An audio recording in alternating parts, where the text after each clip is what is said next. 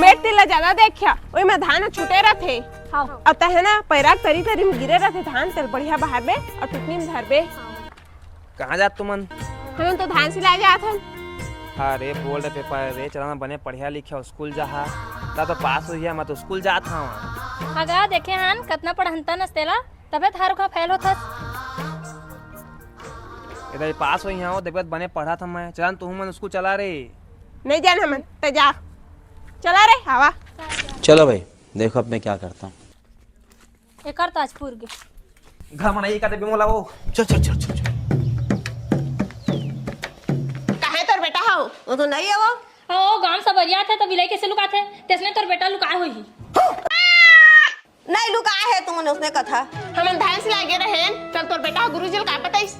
हाँ वो बताई तो का हो गए आओ बताइस तो ठीक करिस लेकिन बने सिला पाथे का गुरुजी ला का कहिस ओती गुरुजी धान सिलाया आ गिरिस। ये क्या हो गया?